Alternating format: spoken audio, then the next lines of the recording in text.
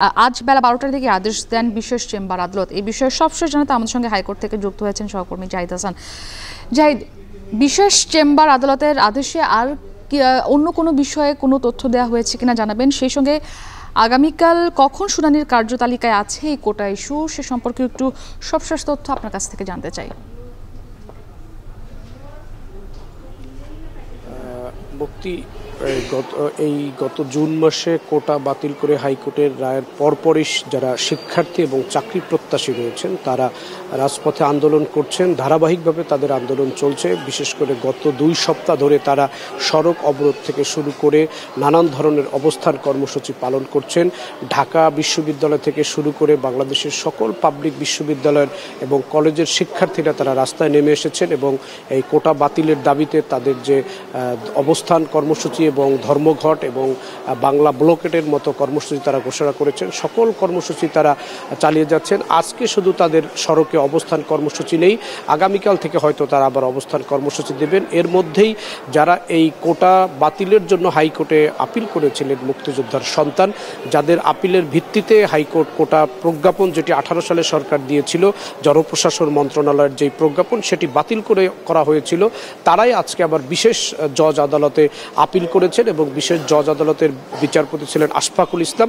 বিচারপতি আশফাকুল ইসলাম তিনি এটি শুনানির জন্য আগামীকালকের যে পূর্ণাঙ্গ বেঞ্চ, সেই বেঞ্চে এটি পাঠিয়ে দিয়েছেন এবং আগামীকাল প্রধান বিচারপতির যেই বেঞ্চ, পূর্ণাঙ্গ বেঞ্চ আপিল বিভাগের, সেই বেঞ্চে এটি শুনানি হবে। এখন পর্যন্ত আগামীকালকে কখন এটি শুনানি হবে, কার্যতালিকায় কত নম্বর এটি আছে, এটি এখন পর্যন্ত জানা যায়নি। এটি আজকে দিনের শেষে জানা যাবে যখন আপিল বিভাগের কার্যতালিকা তৈরি করা হয়।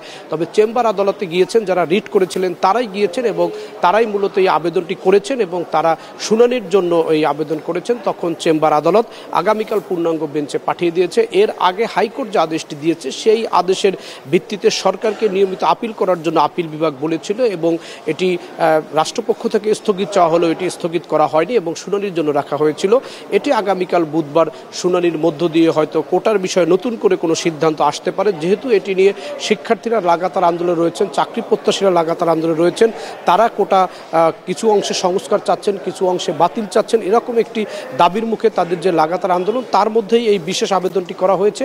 আর বিশেষ আবেদনের প্রেক্ষিতে আজকে বিশেষ করে এই চেম্বার আদালত যেটি দিল সেটি আকস্মিকভাবে এবং হঠাৎ করে এই শুনানিটি হয়েছে এবং আকস্মিকভাবে আবেদনটি করা হয়েছে, তার প্রেক্ষিতে এই আদেশ দেওয়া হয়েছে, যার কারণে এটি গুরুত্ব বহন করে এবং এটি নিয়ে যেহেতু চলমান আন্দোলন রয়েছে, সরকারের মধ্যেও মন্ত্রীরা দফায় দফায় বৈঠক করছেন, সরকারের ভেতরেও এটি নিয়ে আলাপ আলোচনা হচ্ছে, আদালতেও এটি নিয়ে রায়ের হাইকোর্টের পূর্ণাঙ্গ রায়ের অপেক্ষায় ছিলেন। তার মধ্যে এই আপিলটি করা হয়েছে এবং এই আপিলের ভিত্তিতে আগামীকাল যেহেতু এটি শুনানির জন্য দিন নির্ধারণ করা হয়েছে, সুতরাং এটি অত্যন্ত তাৎপর্য বহন করে এবং এটি অত্যন্ত গুরুত্বপূর্ণ আগামীকালকের জন্য, যে আসলেই বিদ্যমান যে কোটা যেটি হাইকোর্টের রায়ের ফলে বহাল থাকলো, সেই রায়টি আসলে এখন কি হবে এবং আগামীকাল কি সিদ্ধান্ত আসে তার জন্য কিন্তু সবাই অপেক্ষা করবে। কারণ একটি বড় চলমান ইস্যু এবং এর জন্য কিন্তু শিক্ষার্থীরা তারা ক্লাস বর্জন করে একাডেমিক কার্যক্রম বন্ধ করে রাজপথে আছে।